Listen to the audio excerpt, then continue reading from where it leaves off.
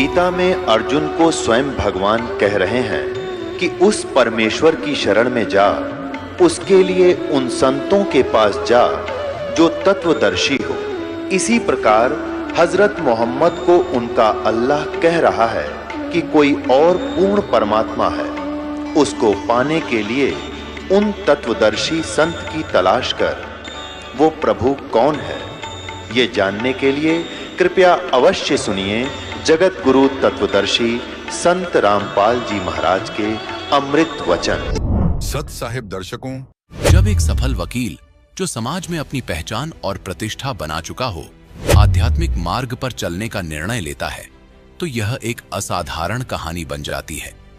ऐसी ही प्रेरणादायक कहानी है लुधियाना पंजाब के विकेश जी की, जो पेशे से एडवोकेट और हनुमान जी के कट्टर भक्त थे। विकेश जी के जीवन में सफलता और उपलब्धियों की कोई कमी नहीं थी।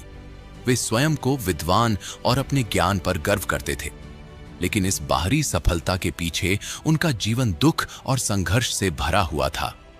उनकी शराब पीने की आदत ने उन्हें इतना जकड़ लिया था कि वे पूरी रात घर के बाहर बिता देते थे, बिना यह जाने कि उनकी गाड़ी कौन चला रहा है और कौन उन्हें शराब पीने पर मजबूर कर रहा है।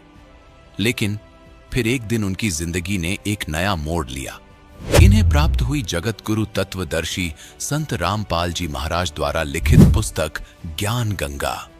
धीरे धीरे ज्ञान को समझते हुए इन्होंने संत जी से नाम दीक्षा ग्रहण की और तब से उनका जीवन पूरी तरह बदल गया। शराब की लत जो इन्हें भीतर से खाई जा रही थी, एक झटके में छूट गई। न केवल इन्होंने नशे से मुक्ति पाई, बल्कि इनके जीवन में और भी कई चमत्कारिक बदलाव आए। सुनिए ये अनसुनी कहानी, कैसे एक एडवोकेट ने सच्चाई को किया स्वीकार और पूर्ण संत का किया आभार। नमस्कार सर। नमस्कार जी। सर क्या नाम है आपका? मेरा नाम विकेश जाम्ब है जी। मैं लुधियाना से हूँ और एडवोकेट हूँ लुधियाना डिस्ट्रिक्ट कोर्ट लुधियाना में। सर संत रामपाल जी महाराज से आपने नाम दीक्षा कब ली?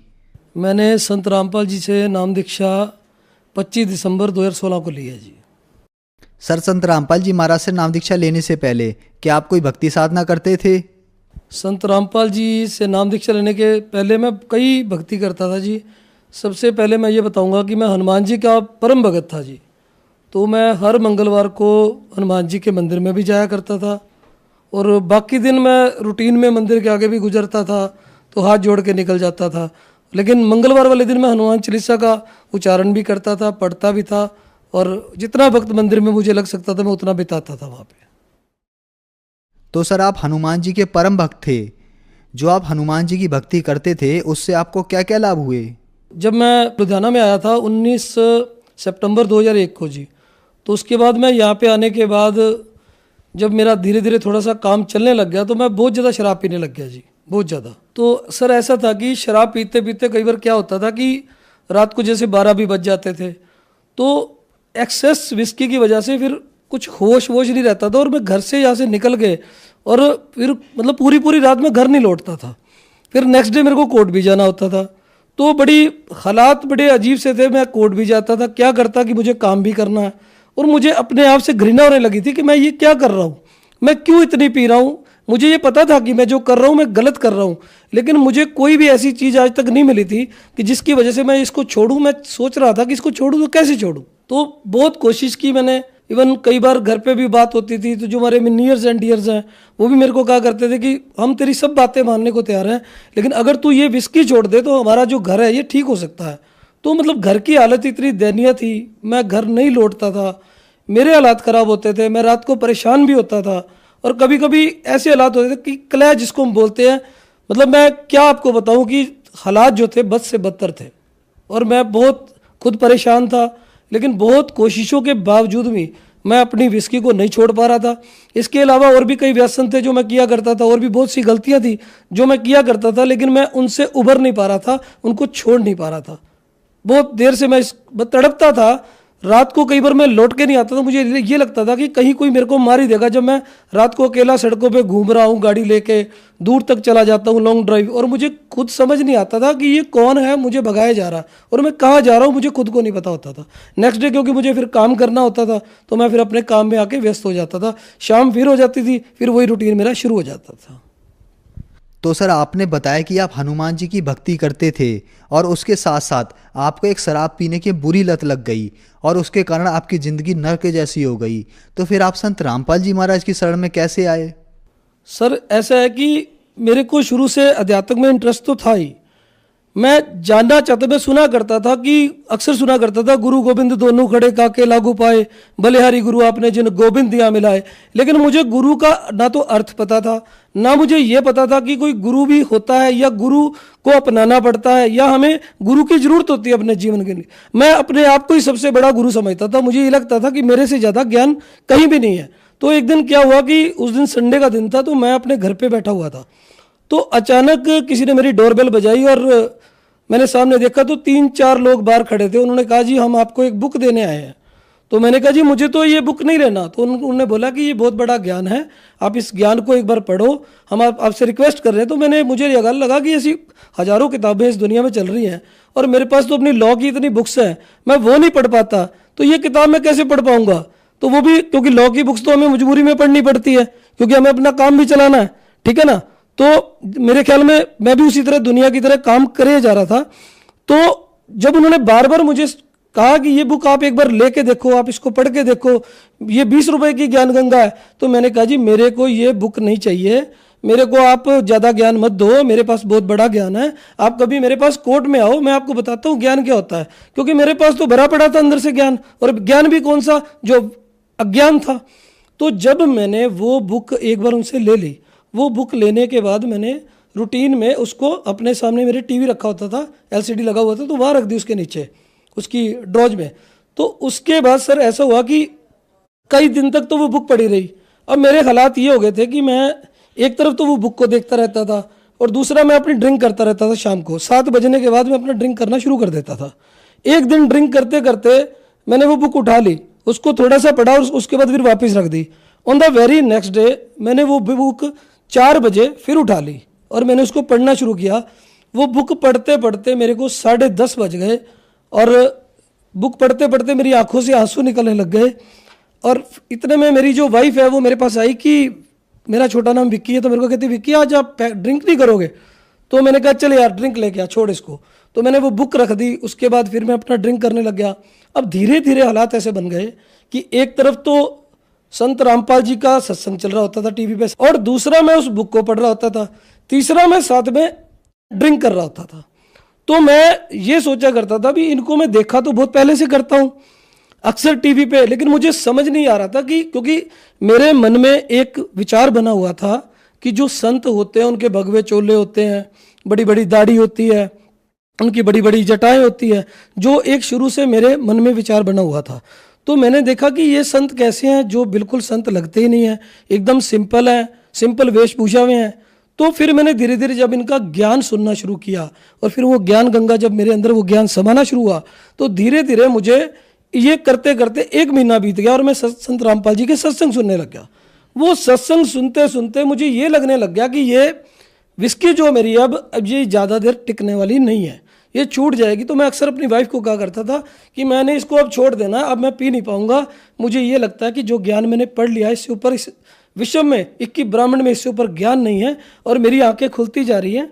और मैंने फिर अपनी वाइफ को बोला कि अब मैं इसको छोड़ दूंगा। तो वो हंसने लग गई, और मेरे परिवार के जो जितने भी सदस्य थे, मेरे 2 बेटे हैं, तो वो भी मेरे पे हंसने लगे कि नहीं पापा ये हो नहीं सकता, आप इसको नहीं छोड़ पाओगे, आपकी इतनी लोगों से जान पहचान है, पार्टी है, आप रात भर लेट आते हो, लोगों से मिलते हो, पार्टियों में भी चले जाते हो, तो आप कैसे छोड़ोगे। तो ये बात है कि जी 2 दिसंबर 2016 उस दिन शुक्रवार का दिन था जी।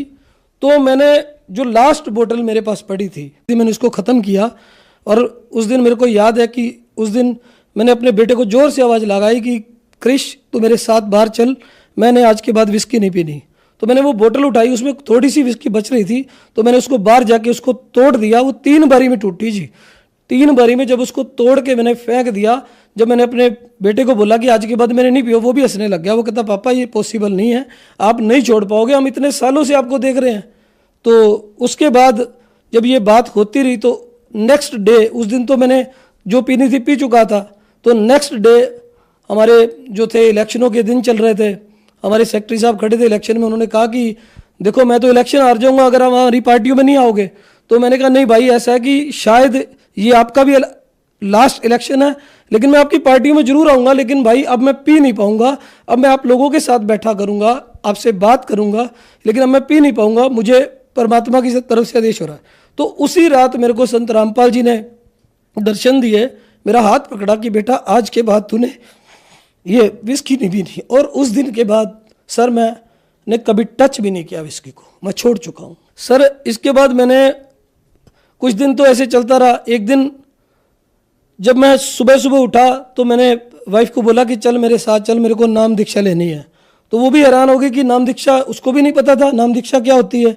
तो उससे पहले मैंने काफ़ी फ़ोन किए, जो नंबर ये पट्टी पे चलते हैं, लेकिन धीरे धीरे मुझे इस बात का एहसास होने लग गया कि संत रामपाल कोई आम इंसान नहीं है। जिनको मैं आज तक मनुष्य समझ रहा था वही कोई और है।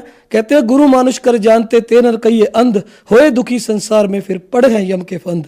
तो जिस गुरु को मैं ये समझ रहा था कि ये कोई मनुष्य है, तो मुझे बाद में धीरे धीरे इस बात का एहसास होने लग गया कि ये परमात्मा की कोई ऐसी लीला है जिसका पार्ट मुझे भी अदा करना है उनके चरणों में। तो धीरे धीरे मैं इस बात को अंडरस्टैंड करने लग गया। और 25 दिसंबर 2016 को मैंने सुबह सुबह 10:30 पे ये नाम दीक्षा ली, और नाम दीक्षा लेने के बाद जो मेरी ज़िंदगी बदल गई और मैं सब नरकों से छूट गया।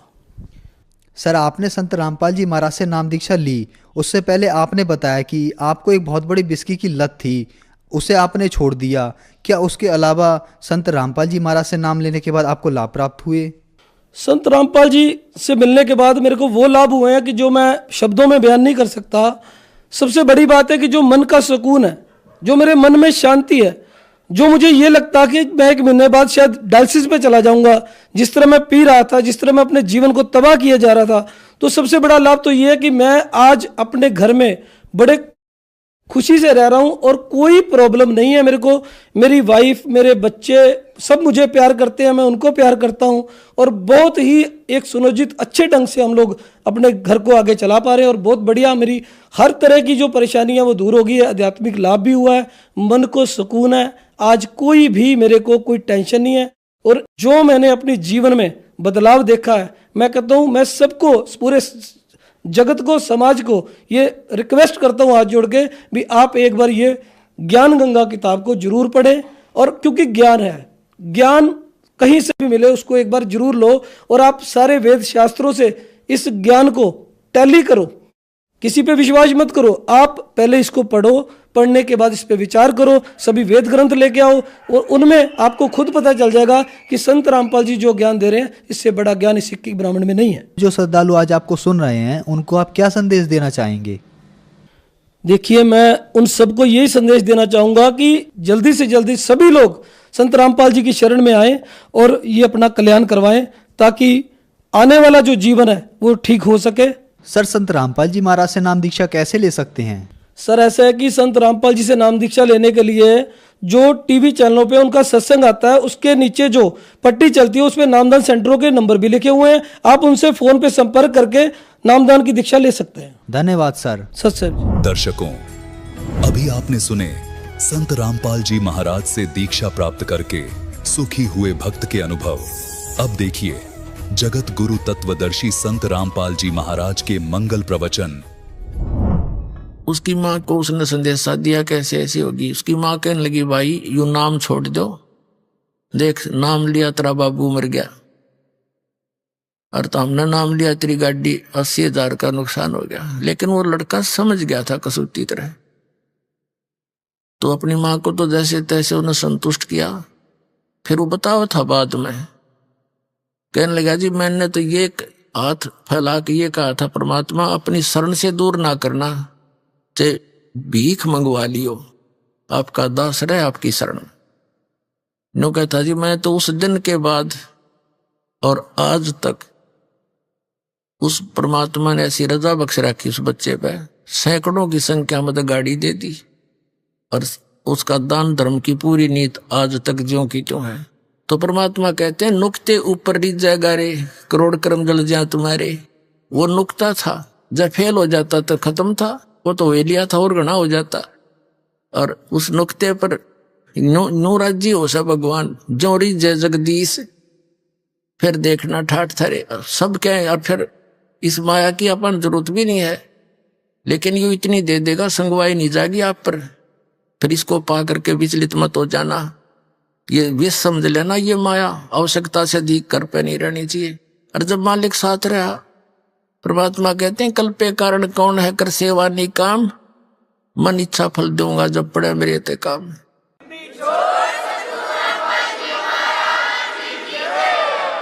तो इस तरह की दृढ़ता और सच्चे भाव से मालिक में समर्पण आ जाएगा ना उस दिन, फिर देख लेना भगवान क्या नहीं कर सकता। एक प्रमाण नहीं, लाखों प्रमाण याद है इस परमात्मा के। और अब सन 1994 से लेकर आज तक इस दास ने जिनको भी उपदेश दिया है, परमात्मा की शरण दिलाई है, उनकी पहले क्या स्थिति थी और आज उनके क्या सुख है, उनके मुख से सुनने से विश्वास गणा होगा आपको। एक परिवार की कथा सुनने लग जाना, कान बहरे हो जाएंगे जो पहली बार सुनेगा, उनके इतने सुख दे रखे परमात्मा। लेकिन उनको ये भी विश्वास हो चुका है कि हमने धन की जरूरत नहीं, हमारा धन तो ये है हमारा नाम सुरक्षित रहे और काम नहीं कोई अड़े। भगवान के बच्चों का काम अड़ गया फिर भगवान की तरह गया, फिर घनी मांगने की जरूरत नहीं, इस पे बेमतलब डिमांड नहीं रखा करते। बेमतलब की डिमांड तो मन रखता है, आत्मा रखती है आवश्यकता की। तो आत्मा की जो पुकार है दाता सुनता है, इस मन की नहीं। मन तो काल का एजेंट है। तो पुणात्मा आप इस ज्ञान से पूर्ण परिचित हो जाओ, फिर देखना इसके ठाठ। आप देखो कितना धनी है, टेंशन खत्म नहीं।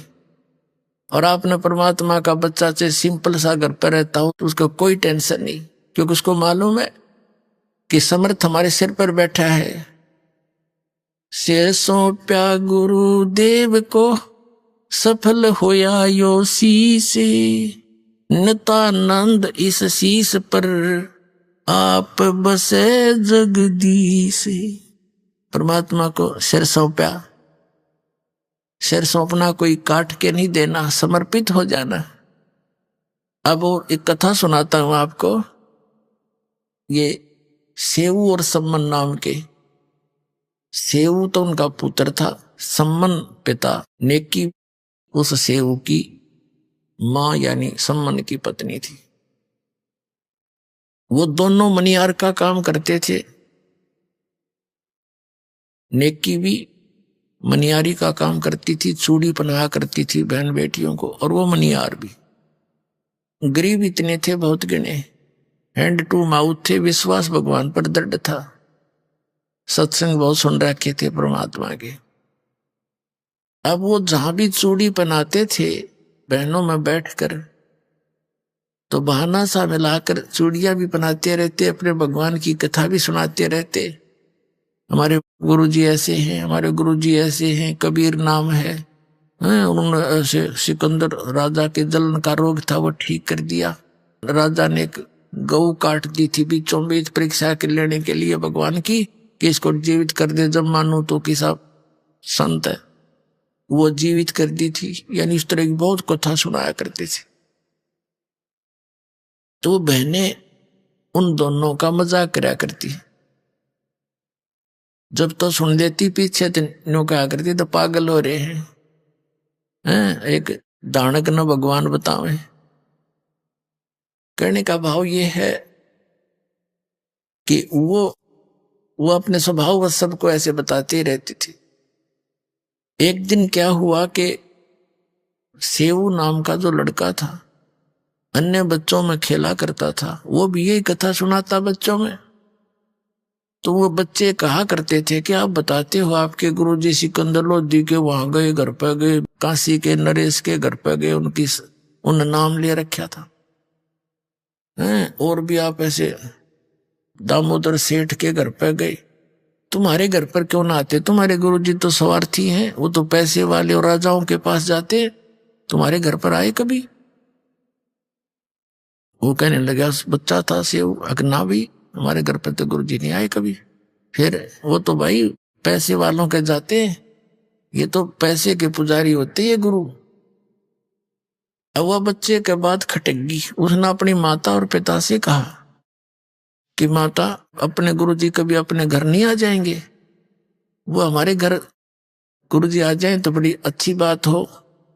तो नेकी और सम्मान दोनों कहने लगे, बेटा उनके तो लाखों सेवक हैं और किस किस के घर में जाओगे, वो तो हमारे साथ ही, वो तो दूर थोड़े ही हैं। परमात्मा तो बेटा हमेशा साथ रहते हैं।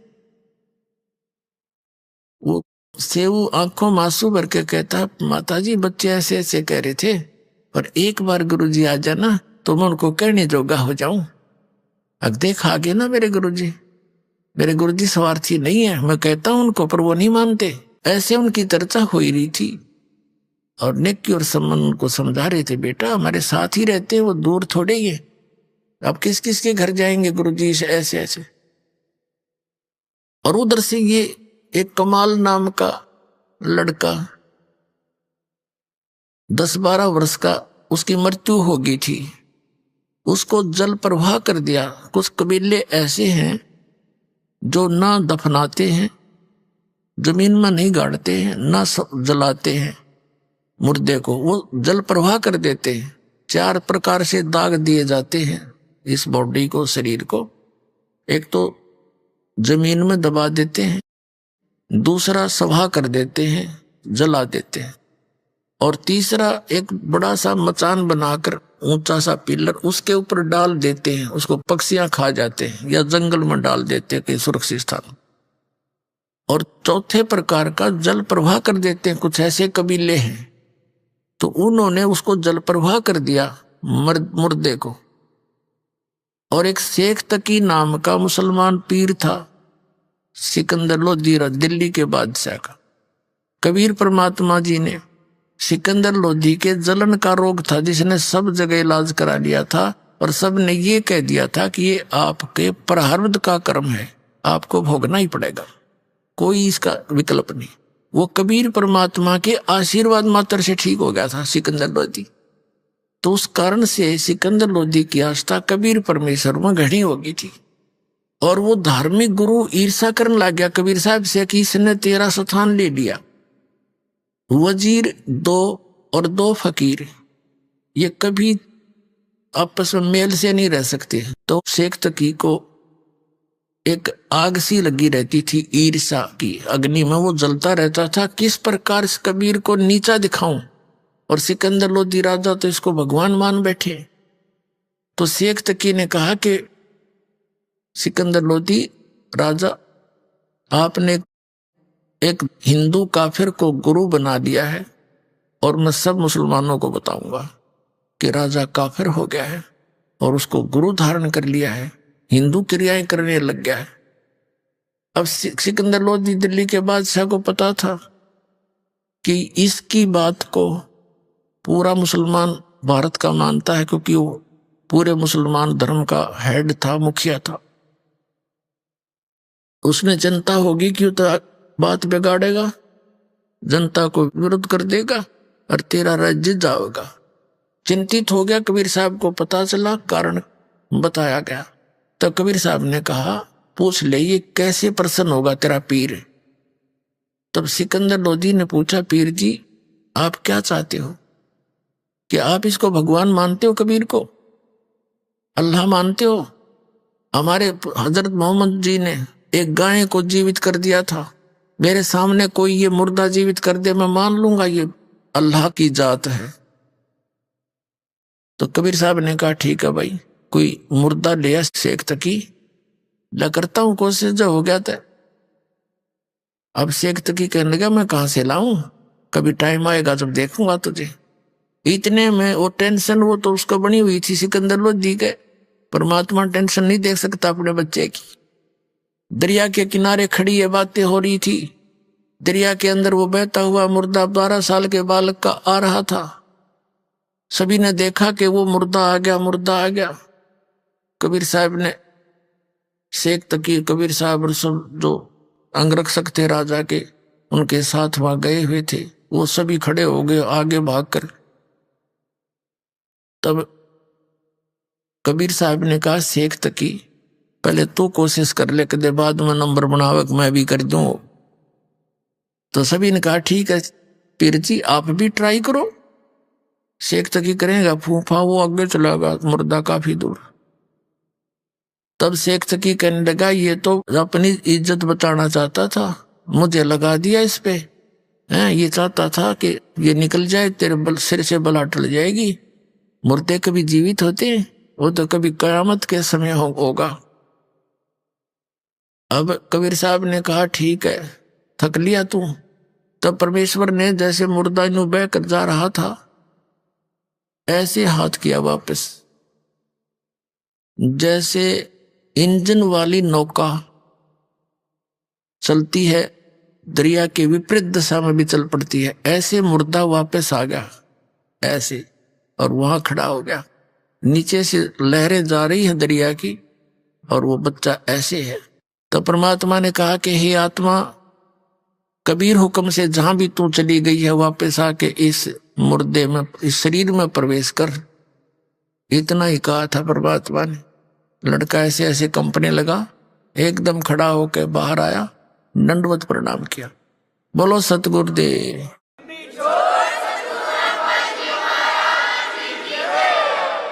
सभी ने कहा कि हे परमात्मा कमाल कर दिया, कमाल कर दिया। कबीर साहब ने कमाल कर दिया, उस लड़के का नाम कमाल रख दिया। अब लड़के को आप पता नहीं मेरा कौन, मैं कहां से था, कौन था, भूल गया सारी पिछली। तब परमात्मा ने उस बच्चे को अपने साथ रख लिया अपने पुत्र के रूप में। कबीर साहब ने ना कोई विवाह किया था, कोई स्त्री नहीं थी उनकी। 2 बच्चों को, मुर्दों को जीवित किया था। एक तो ये कमाल नाम का था, एक कमाली उस शेख तकी की लड़की थी 12-13 वर्ष की, वो भी मर गई थी, मृत्यु को प्राप्त हो गई थी, कब्र में दबा रखा था। उस लड़के के जीवित होने के पर भी उसने संतोष नहीं हुआ शेख तकी ने। उसने सोचा ना बनी बात ही तो और ज्यादा महिमा होगी। उसने सोचा कि मेरी लड़की कब्र में दबा रखी है और मेरे दोनों हाथों में लड्डू हैं, यदि लड़की जीवित होगी तो मेरी होगी, और हारेगा तो कबीर हारेगा, ना हुई तो ठीक से। तो उसने सारे मुसलमान धर्म को प्रेरित किया, अपने आसपास के जितने उसके दिल्ली के मुसलमान थे कि भाई राजा तो काफिर हो गया, ये हर वो हर शॉटपट मारी, अब क्या करें पीर जी आप बताओ, जो आदेश दो कि हम आपके साथ हैं। तो उन्होंने कहा राजा से हम पूछेंगे कि इससे कहो मेरी लड़की को जीवित करके दिखा दे, तब मानेंगे ये भगवान है। तो सारे बोलिए ठीक, क्योंकि हम इतने भोले सा हैं, एक नेता के पाछा से होकर मेरे को बंद करा दिया, हम सारी करने तैयार। वो अपना बेनिफिट देखता है, मूर्ख हमें बनाते हैं ये लोग। ऐसे ही हुआ, हजारों की संख्या में जनता पहुंच गई। राजा ने कारण पूछा, कारण बता दिया, फिर टेंशन होगी, सिकंदर लोधी को क्या तो बात बिगड़ेगी।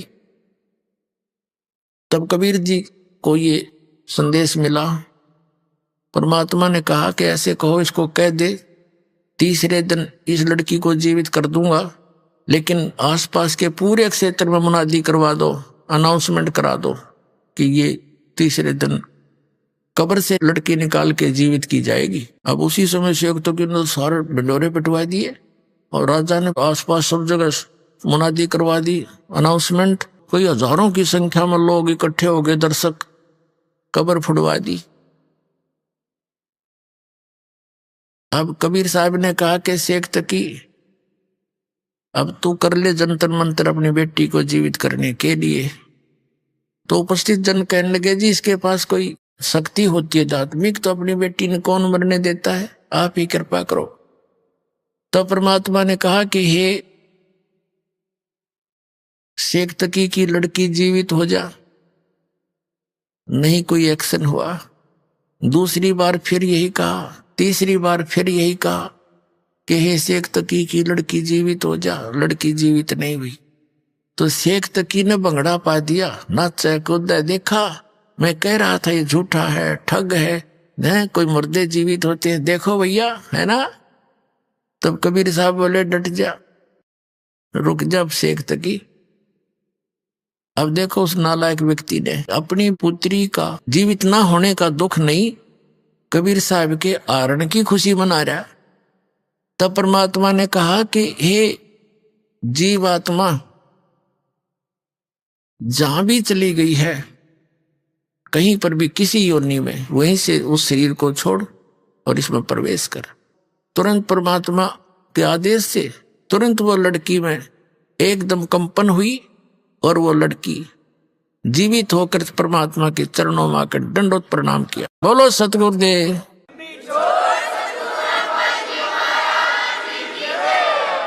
अब सबने कहा कि हे भगवान, कमाल कर दिया, कमाल कर दिया। लड़की का नाम कमाली रख दिया। अब उस लड़की से कहा परमात्मा ने कि जा बेटी तेरे पिता के साथ। लड़की ने 1.5 घंटे तक प्रवचन किया परमात्मा के पावर से और कहा पिताजी मेरे असली परम पिता मिल गए मुझे। तुम्हें बंधु च सखा, तुम्हें माता च पिता, तुम्हें आप मिल गए मुझे। इस नकली पिता का और मेरा संस्कार समाप्त हो चुका था। आगे मैं दूसरी योनि में जाने की तैयारी कर रही थी पशु पक्षियों की, और ये परमात्मा मेरे वहां गए और मुझे वहां से छुटवा के लाए। ये लोगों, ये जनता वालों, ये भगवान है, ये अल्लाह है, अल्लाहु अकबर तुम्हारे सामने खड़े हैं। मैंने पहले इससे आज से तीसरे जन्म में, चौथे जन्म में मैंने परमात्मा की शरण ग्रहण करी थी। 4 वर्ष तक वो भक्ति की थी जो इन्होंने मुझे मंत्र दिया था। फिर लोक लाज में आकर मैंने वह छोड़ दी थी। उसके कारण फिर मुझे 2 मनुष्य जीवन और मिले। ये मनुष्य जीवन मेरा इतना ही था, आगे मानव जीवन का संयोग मेरा नहीं बचा था। इस परमात्मा ने फिर दया करी मेरे पर। और लोगों, चरण पकड़ दो इसके।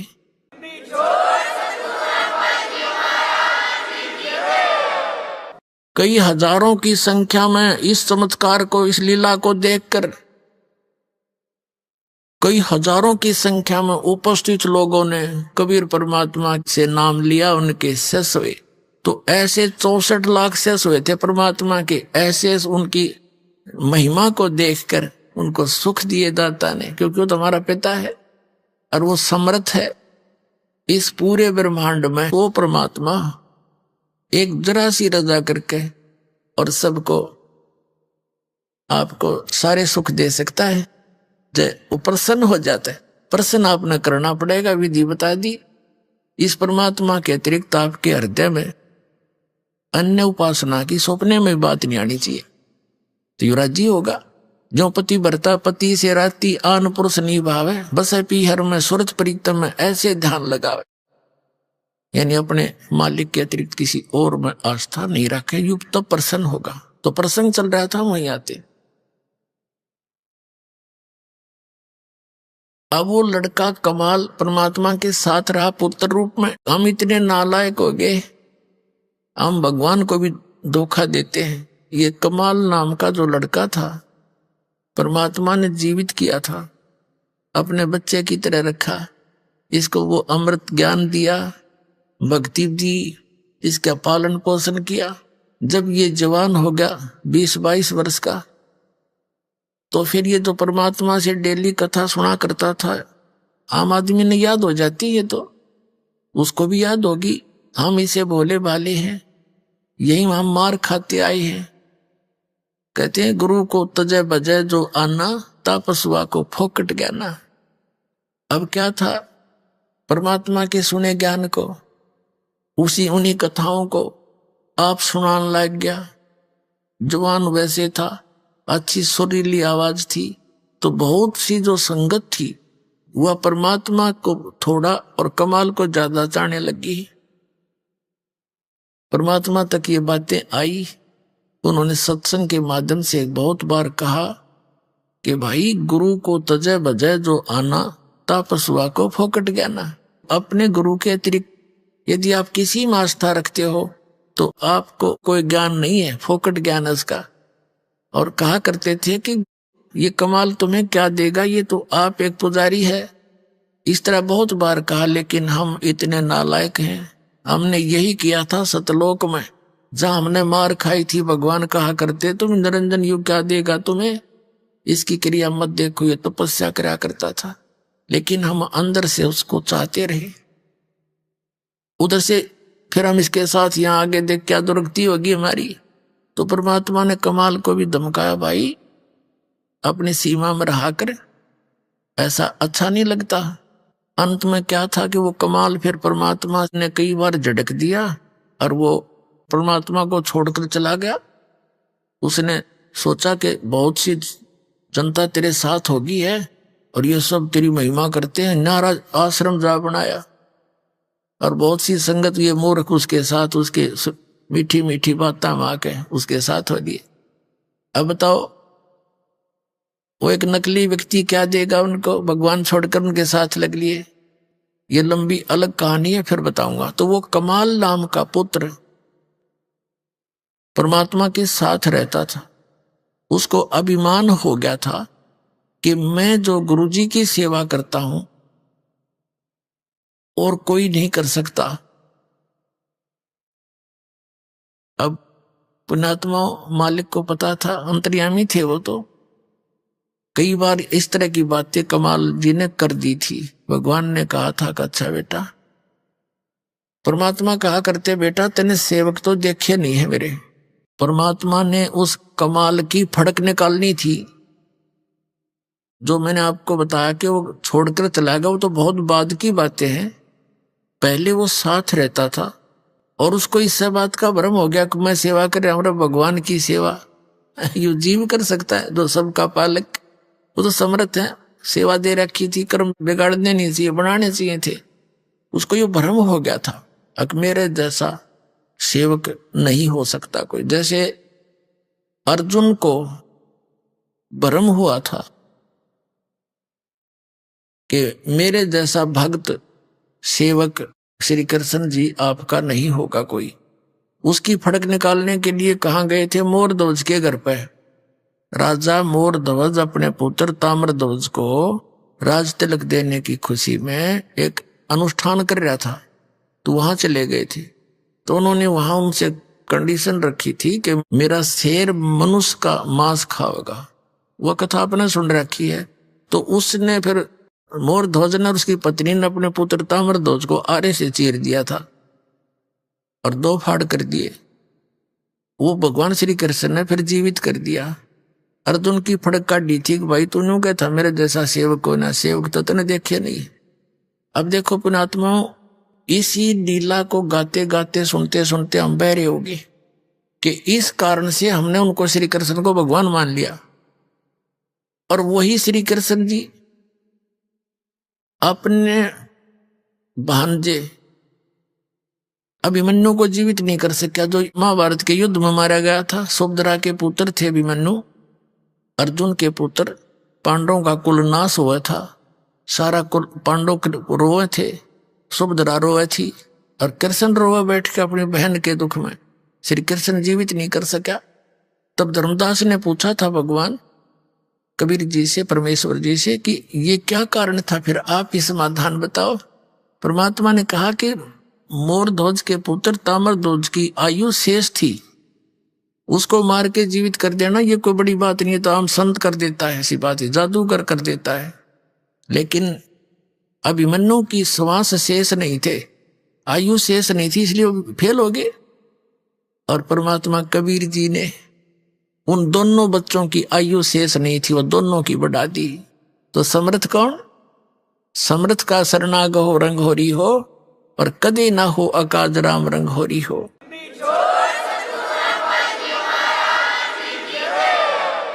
तो इस तुलनात्मक तरीके से ही हम अपने भगवान की समर्थता से परिचित होंगे। ये अमर कथा जो दास सुना रहा है ये छुपा दी गई थी, इसको ऊपर नहीं आने दिया था इन नकली आचार्य और शंकराचार्य और मंडलेश्वर ब्राह्मण गुरुओं ने। ये इन कृष्ण और राम की महिमा सुना सुना के बहरे कर दिया। जरो अमर है, सर्वेश्वर है, महेश्वर है। ये खुद कहते हैं हम नासवान है, जन्म मृत्यु होती है। इनकी कितनी दुर्गति देखो, अब कहाँ कहाँ कैसे अंत हुआ इनका। तो ज्ञान बिना हम इनको यानी 10 के रुपए के नोट को 1000 का मान रहे थे, ये समझ कर चलो। अब क्या हुआ, वो कमाल की फड़क निकालने के लिए परमात्मा ने कहा भी मैं भ्रमण के लिए जा रहा हूं, सब भक्तों के घर पे देख के आते हैं किसकी आस्था कितनी है, कोई चलेगा मेरे साथ। एक शेख फरीद जो परमात्मा के शिष्य होकर उनके साथ रहा करते थे, और कमाल दोनों कहने लगे जी हम चलेंगे। अच्छा भाई चलो। अब उधर से वो वार्ता चल रही थी, शिव प्रार्थना कर रहा था बार बार, हे भगवान एक बार दर्शन दे दे गुरुजी, तो मेरी खुशी का ठिकाना नहीं रहे और सब बच्चों को बता दूंगा। हमारे घर पर देख लो गुरुजी आए थे, तुम झूठ बोलते थे, वो सवार थी। इतने कह ही रहे थे और बच्चा आंखों में आंसू भरकर ऐसे बोल रहा था। तभी से बाहर खड़े होकर के परमात्मा ने आवाज लगाई कि भाई कोई है घर पे। अब झोपड़ी थी, एक तो जैसे लंबे लंबे घेर वैसे घेर लिया करते स्थान, चारों तरफ बाड़ लगा रखी थी, एक मेन गेट सा बना कर लकड़ी का, वहीं एक झोपड़ी डाल रखी थी और एक रहने का पीछे झोपड़ी डाल रखी थी, बीच में 50-100 फुट का अंतर था। वो पीछे बैठे बातें कर रहे थे, आगे बैठने के लिए अलग से अतिथि के लिए बना रखी थी वह झोपड़ी, वहां मेन गेट था उनका। तो दोनों एक वो सावधान से हुए, नेकी कहने लगी कि गुरुजी जैसी आवाज आ रही है, बाहर बोल रहे हैं। अब सम्मन कहने लगा गुरुजी यहां कैसे आएंगे, कैसे हो सकता, हम चर्चा कर रहे थे ना इसलिए हमारे कानों में वही आवाजें गूंज रही हैं। थोड़ी सी देर में फिर आवाज लगाई कि भाई है कोई घर पे सम्मन, अरे सम्मन। अब वो कहने लगे आवाज गुरुजी की है। अब दोनों तीनों भाग लिए बाहर को देखने के लिए। क्या देखा सामने, वो 3 संत खड़े हैं, 2 भक्त और 1 परमात्मा खड़े। अब उनको विश्वास नहीं हो रहा कि गुरुजी और हमारे द्वार, गरीब के द्वार पर, मतलब गरीब अमीर से नहीं, भगवान गुरुदेव आगे इतनी श्रद्धा। वो ऐसे हो गए जैसे सोपन देख रहे हो, आंखें फाड़ फाड़ कर। काफी देर तक, कुछ सेकंड के लिए ऐसे स्तब्ध से हो गए। तब उसने, कमाल ने कहा कि गुरुजी को अंदर भी चलने की कहोगे या यहीं खड़े रखोगे। तो वैसे आंख सी मसल कर देखा, चरणों में गिर गए तीनों के तीनों। और आओ महाराज अंदर बैठो, हे भगवान आज ही चर्चा कर रहे थे, आप तो अंतर्यामी हैं, आप तो पल पल की आवाज सुनते हो, आपका बच्चा आज ही याद कर रहा था आपको।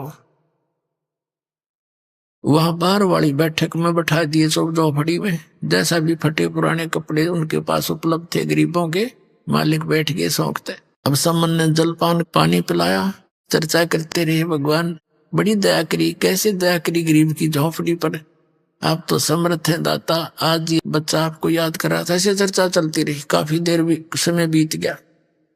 फिर सम्मन ने कहा कि भगवान भोजन की सुनाओ। परमात्मा ने कहा भी रोटी खावांगे, भूख लग रही है, भोजन प्रसाद करेंगे। अब सम्मन आया घर पे अपनी पत्नी के पास और कहा गुरुजी भूख लगी है, पैदल चल कर आए, खाना बनाओ। अब नेकी कहने लगी कि घर पे तो आज आटा नहीं, 1 रोटी का भी आटा नहीं है। सम्मन ने कहा जाओ किसी से उधारा ले आओ, मांग ला उधारा। वो कहने लगी मैं पूरी आसपास जहां जहां भी मुझे आशा थी उनके पास मैं जा चुकी हूं उधार मांगने के लिए, सबने मना कर दिया। तो सम्मन कहने लगा कि ला तेरी ये चूंदड़ी जो ओढ़ रखी थी, चीर, ये तेरा कपड़ा, इसके गिरवे रखा हूंगा, मैं ले आता हूं कहीं से। वो कहने लगी मैं इसको लेकर गई थी गिरवे रखने के लिए, ये फटी हुई 1-2 जगह से, किसी ने नहीं दी। अब सम्मन बैठ गया कलेजा पकड़ के, कि भगवान आज क्या बनी। प्रथम बार परमात्मा आए और आज ये भूखे जाओगे, हे भगवान इस पापी को ऐसे दरिद्र में जन्म दिया, मैं अपने भगवान को भोजन नहीं करा सकता, न रो बुरी तरह। नेकी ने कहा कि ऐसे नहीं, मेरी बात सुनो, आप ऐसे करो, अब तो कह दो गुरुदेव को कि भगवान सुबह भोजन करवावांगे, ये अंतर्यामी है, सारी जान जाते हैं, संत संकेत समझते हैं, और सुबह भोजन करावांगे। तो सम्मन कहने लगा सुबह कहां से लाएंगे। तो नेकी ने कहा कि रात में तुम चोरी कर लाई हो। अब प्रतिदिन लड़का सुना करता था प्रवचन कि भी जो चोरी करते हैं उनका नाश होया करे, और उस दिन माँ के मुंह से ये बात सुनकर वो स्तब्ध रह गया। कहने लगा, माता, चोरी करने वालों का तो विनाश होता है, वो कभी उभरते नहीं, सतगुरु बताते रहते हैं। राजा, आप हमें क्या सलाह दे रहे हो? तब नेकी ने बताया, बेटा, ये नगरी वाले पैसे वाले घने हैं, और जहां माया घनी है उनका सिर फिर जाया करे, ये कुदरती बात है। कबीर साहब कहते हैं, टोटे में भक्ति करे सोए सही सपूत, ये मायाधारी मस्करे ना जाने कितने जालिए ऊते। तो बेटा, ये जो हम इनको कथा सुनाते थे कि हमारे गुरुजी ऐसे कर देते, हमारे गुरुजी ऐसे कर देते हैं, तो आज मैं जिस भी घर से आटा मांगने गई, ये कह करके हमारे गुरुजी आए हैं, आटा दे दो उधारा, उन्होंने आटा ना दे करके व्यंग कसे मेरे पर कि आज तो तुम्हारे घर पर तुम्हारे भगवान आ रहे हैं, फिर तुमने क्या मांगने की जरूरत है, वो तो घर भर देंगे तुम्हारा। ये कर दिया था, वो कर दिया था, डींग मारा करती, अब क्यों मांगती फिर रही है? और बेटा, हमने इस नगरी का अन्न खाया है, मांग कर अपनी मजदूरी करके, समझ ले बेटा। और ये बालक हैं, आग में हाथ देने जा रहे हैं। फिर एक कथा सुनाई कि एक नगरी में ऐसे पैसे वाले लोग घने हो गए, जहां जहां माया घनी है पुण्यात्माओं, भगवान से कोसों दूर कर देती है। या ये सबसे बड़ा विष है, और जिसको हम डेली खा रहे हैं और चोरी कर कर खा रहे हैं। कहीं देख लो, किसी एक क्षेत्र में आज कोई पीछे नहीं है। तो ये विष इसलिए खा रहे हैं, हमने इसका पता कोई नहीं, यो हमें मार डालेगा। अब इस ज्ञान से पता चलेगा कि इसकी तो आवश्यकता नहीं बकवादों की। भक्ति के लिए तो सबसे बड़ा दुश्मन है, और आपको भगवान देगा जो आवश्यकता होगी, समर्थ आपके साथ है, वो देगा जो आपके विष का काम ना करेगी। तो उसने कहा, उस नगरी के लोग इतने पैसे के कारण इतना अभिमान था उनमें, साधु संतों का आदर सत्कार भी त्याग दिया था। एक सिद्ध पुरुष था, उसके साथ एक 15-16 वर्ष का उसका कोई शिष्य था। उस नगर के बाहर जंगल में आकर वो रुक के लड़के को कहा, बेटा जा भिक्षा मांग ले। अब वो भिक्षा मांगने गया तो उस नगरी में जिसके पास भी जावे सभी सेठ लोग थे। वो मजाक करते हैं कि तुम मस्टंडे हमारे यहाँ पल्लेदारी कर ले, मांगते फिरते हो, करके नहीं खाया जाता। किसी ने कुछ नहीं दिया, लड़का वापस आ गया और सारी कथा गुरुदेव को बता दी। अब गुरुदेव ने कहा, बेटा कल फिर जा तू एक बार। वो अगले दिन फिर गया, सबने वही जवाब दिया, लेकिन वो वापस आ रहा था। तब एक कुम्हारी ने देखा, कुम्हारी थी गरीब सी कुम्हार, उसका पति मर चुका था, 3-4 बच्चे थे उसके लड़के। उसका भारवाही मकान था, गांव से काफी दूर, थोड़े से फैसले पे होता था। तो उसने देखा कि बालक काल भी भूखा गया। उसको पता था कि ये लोग कुछ नहीं देंगे इनको, शायद ये किसी का आदर करना नहीं जानते, इनका सिर घूम रहा है। उसने एक माँ की दृष्टिकोण से देखा कि मेरा बालक होता और 2 दिन भूखा सोता, कैसे जीवन व्यतीत करता। तो उसने कहा, महाराज आप कल भी आए थे, खाली गए, आज भी खाली जा रहे हो? कहा, माई खाली जा रहा हूं। अभी आपने सुने संत रामपाल जी महाराज के मंगल प्रवचन। आइए अब सुनते हैं संत रामपाल जी महाराज से नाम दीक्षा लेकर सतभक्ति करके अद्भुत लाभ प्राप्त करने वाले अनुयायी के विचार। दर्शकों, जहां एक ओर आज के समय में बच्चे भक्ति और भगवान से दूर होते जा रहे हैं, वहीं दूसरी ओर एक ऐसी प्रेरणादायक कहानी भी है जो आपको सच्ची भक्ति की शक्ति का एहसास कराएगी। यह कहानी है शिवपुरी मध्य प्रदेश की रहने वाली सपना रजत जी की, जो अभी पढ़ाई कर रही हैं। इतनी छोटी उम्र में भी सपना जी भक्ति मार्ग पर चल रही है और पूर्ण परमात्मा की कृपा से सभी विकारों से दूर है। पहले इनका परिवार देवी देवताओं की पूजा अर्चना में लगा हुआ था, लेकिन समस्याओं का सिलसिला थमने का नाम नहीं ले रहा था। इनके पिताजी नशे के शिकार थे और इनकी मां निरंतर चिंताग्रस्त रहती थी। इस बीच सपना जी की बहन को भी टीबी जैसी गंभीर बीमारी ने घेर लिया था। सपना जी के मन में यह प्रश्न रहता था कि यदि ईश्वर हैं, तो फिर हमें इन समस्याओं का सामना क्यों करना पड़ रहा है। इसी दौरान इनकी माताजी को एक व्यक्ति ने पूर्ण संत रामपाल जी महाराज जी के बारे में बताया। जब ये आश्रम गईं, तो वहां का पवित्र वातावरण और संत जी की दिव्य शिक्षाओं ने इनके जीवन को पूरी तरह से बदल दिया। अब सपना जी के पिताजी ने नशा छोड़ दिया है और इनकी बहन की टीबी की बीमारी भी ठीक हो चुकी है। दर्शकों, यह कहानी केवल एक उदाहरण नहीं, बल्कि यह प्रमाणित करती है कि सच्ची भक्ति और एक सच्चे गुरु की कृपा से जीवन की हर बाधा को पार किया जा सकता है। आइए सुनते हैं सपना रजत की यह प्रेरक कहानी, उन्हीं की जुबानी। नमस्कार जी। सत साहिब। क्या नाम है आपका? सपना रजक। कहाँ से आए हो? सुप्री एमपी से। सपना, क्या करते हो आप? पढ़ाई। संत रामपाल जी महाराज से नाम दीक्षा आपने कब ली? 11 अप्रैल 2013 को। संत रामपाल जी महाराज से नाम दीक्षा लेने से पहले आप क्या भक्ति साधना करते थे? संत रामपाल जी महाराज जी से नाम दीक्षा लेने से पहले हम सभी देवी देवताओं की भक्ति करते थे। जितने भी 33 करोड़ देवी देवता हैं, उनकी सबकी जहाँ से भक्ति साधना मिलती थी, सबकी भक्ति साधना करते थे। तो जो ये आप भक्ति देवी देवताओं की करते थे, इनसे आपको क्या क्या लाभ हुए? जो हमने देवी देवताओं की भक्ति साधना करते थे, उनसे हमको कोई लाभ नहीं हुआ, बल्कि हमको हानि होती थी। जैसे कि पहले मेरे पापा ड्रिंक करते थे, वो ड्रिंक छोड़ने का नाम ही नहीं लेते थे। मेरी मम्मी उनसे बहुत परेशान हो गई थी। जैसे हमारा पहले मकान भी नहीं बना हुआ था, तो मम्मी कहती थी कि गृहस्थी कैसे चलेगी, मैं तो पागल हो जाऊंगी, ऐसे मुझे नहीं रहना यहाँ पे। तो हम बहुत दुखी रहते थे। हम कहते, भगवान, अगर आप भगवान हैं विश्व में, तो हमारे लिए लाभ क्यों नहीं होते? भगवान हमारे लिए ऐसा कोई भगवान तो मिले, जो पृथ्वी भगवान है, तो क्यों नहीं मिलता हमारे लिए? हमको हानि क्यों होती है? नाम दीक्षा लेने से पहले मेरी दीदी पहले बहुत बीमार रहती थी। हम बोलते थे कि भगवान, हम आपकी इतनी भक्ति करते। मेरी दीदी भी इतनी बीमार रहती थी कि उनको कहीं शिवपुरी ले जाना है, कहीं कहीं पर, तो उनको बहुत ही ज़्यादा बीमार रहती। जब वो पढ़ती थी तो उनको आसपास के बच्चों से थोड़ी उनको टीबी की बीमारी हो गई थी। तो फिर मम्मी बोलती थी कि उनको पढ़ने से बड़ी बच्ची को बीमारी भी हो गई है। तो हम सब परेशान हो गए थे। तो दीदी में बहुत पैसा लगा दिया था, तो हम बहुत परेशान हो गए। तो हम कहते, भगवान है तो हमारी दीदी क्यों ठीक नहीं होती? तो ऐसे हमारे लिए बिल्कुल भी हमारे लिए लाभ नहीं हुआ। जब आपने देवी देवताओं की भक्ति की, उनसे आपको कोई लाभ नहीं हुआ, आपकी बहन को टीबी की बीमारी हो गई, आपके पिताजी शराब पीते थे, तो फिर आपको संत रामपाल जी महाराज के बारे में जानकारी कहाँ से मिली? सर, हमारे पास एक जगदीश भगत जी रहते हैं। उन्होंने जब हमारे पापा जी ड्रिंक कर आए घर पर, तो मम्मी से झगड़ा करने लगे। तो मेरी मम्मी कहने लगी, अब मैं यहाँ पे नहीं रहूँगी, मैं तो अब कहीं मंदिर में जाके बैठ जाऊँगी, मगर मैं यहाँ पे नहीं रहूँगी, क्योंकि ये तो मुझे मार डालेंगे, मुझे यहाँ पे रहना ही नहीं है।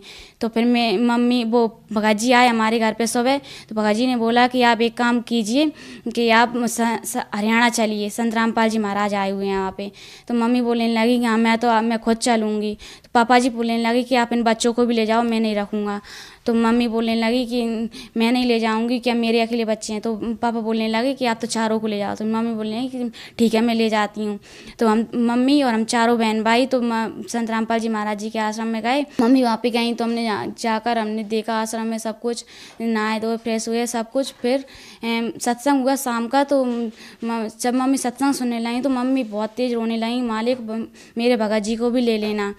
तो मेरे पापा जी ने भी जब घर पे भी सत्संग सुना था, मेरे पापा जी जब हम घर पे नहीं थे तो पापा जी ने 4-5 दिन लगातार सत्संग सुना, तो पापा जी को भी समझ आया।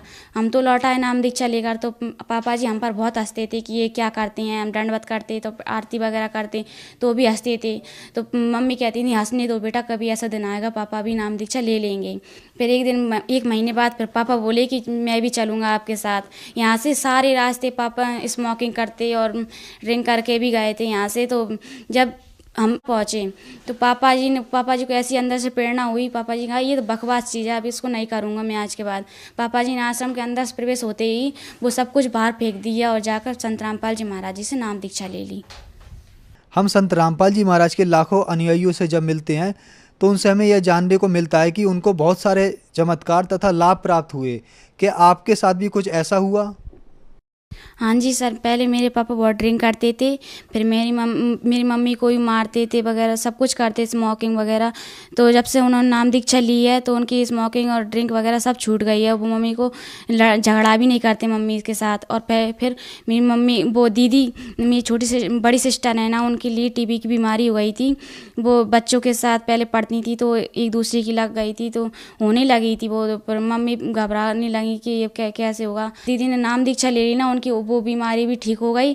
फिर एक बार मैं ऐसे कि जीने से कपड़े डाल रही थी तो मुझे ध्यान नहीं रहा कि यहाँ पे सरिये भी निकल रहे हैं, तो एकदम मेरा पैर नीचे पड़ गया, उस छत पे ना रखते हुए नीचे पड़ा, तो मैं नीचे जाकर गिरी और सीधी खड़ी हो गई और छत से जैसे सरिये निकल रहे थे तो मेरा सिर जैसे सरियों में टकरा था। मगर उस दिन मैं संत रामपाल जी महाराज जी से नाम दीक्षा ली हुई थी।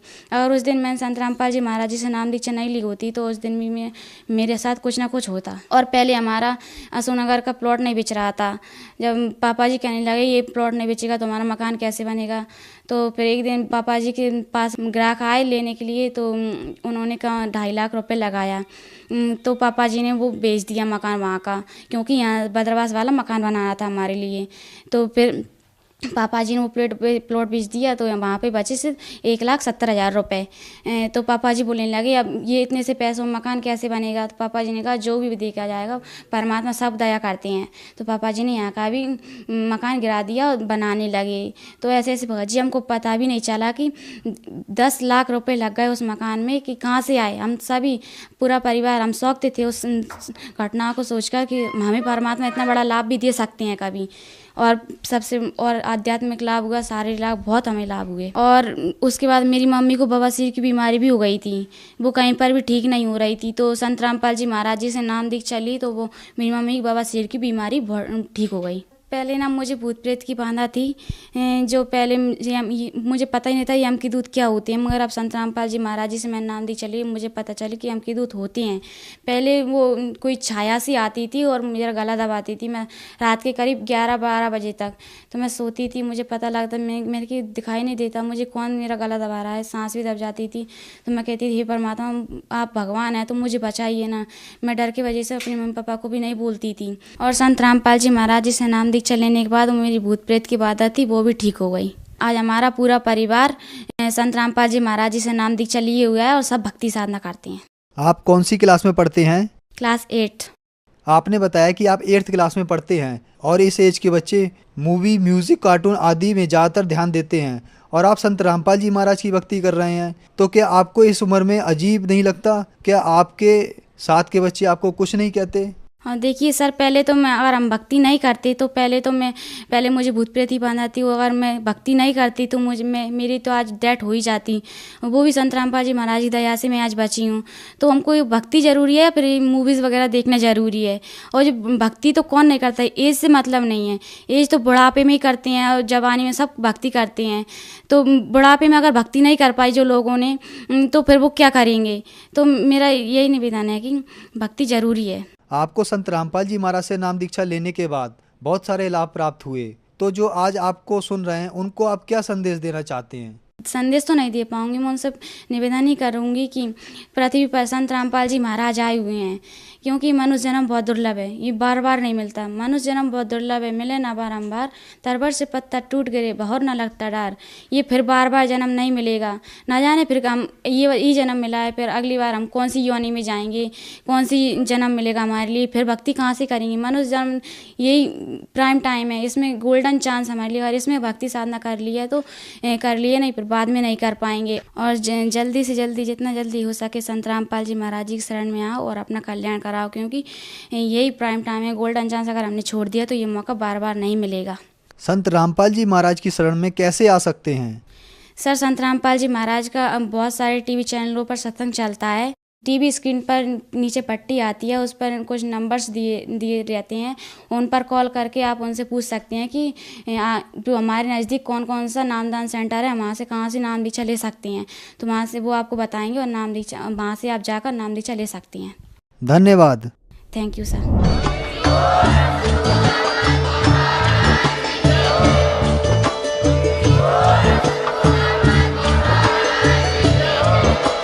आप सुन रहे थे जगत गुरु तत्वदर्शी संत रामपाल जी महाराज जी के मंगल प्रवचन। अधिक जानकारी के लिए विजिट कीजिए हमारी वेबसाइट www.jagatgururampalji.org। संत रामपाल जी महाराज जी के शुभ आशीर्वाद से पूरे विश्व भर में 500 से भी ज्यादा नाम दीक्षा केंद्र हैं, जिन पर संत रामपाल जी महाराज जी द्वारा ऑनलाइन निशुल्क नाम दीक्षा दी जा रही है। अपने नजदीकी नाम दीक्षा केंद्र का पता करने के लिए संपर्क करें 8222880541।